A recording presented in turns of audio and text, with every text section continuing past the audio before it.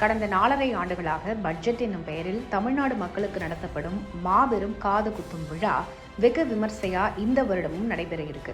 சட்டமன்றத்தில் நடைபெறும் இந்த விழாவிற்கு தமிழ்நாடு முதலமைச்சர் மு.க.ஸ்டாலின் தலைமையில் நிதியமைச்சர் தங்கம் தென்னரசு அவர்கள் முன்னின்று காது குத்துவார் அப்படின்னு அதிமுகவினர் அழைப்புதழ் அடிச்சு அனைவருக்கும் வழங்கியிருக்காங்க.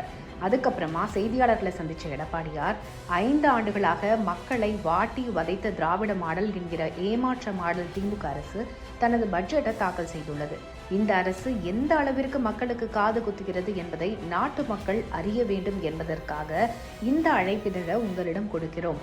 கடந்த 5 ஆண்டு போல இந்த ஆண்டும் நிதிநிலை அறிக்கையில வார்த்தை ஜாலங்கள் நிறைந்த மேனாமினுக்கே துறையாக தான் இருக்கிறது தவிர உருப்படியாக எதுவும் இல்லை. அத்திப்பழம் வெளியே அழகாக இருக்கும், உற்று பார்த்தால் உள்ளே சொத்தையாக இருக்கும் என்பதற்கு உதாரணமாகத்தான் இந்த நிதிநிலை அறிக்கை இருக்கிறது அப்படின்னு தெரிவிச்சிருக்காரு.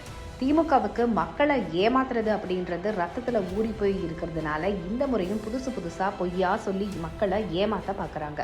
ஆனா மக்கள் தெளிவா தான் இருக்காங்க. வருகின்ற தேர்தலில் இந்த திமுகவுக்கு சரியான பதிலடியை மக்கள் கொடுப்பாங்க.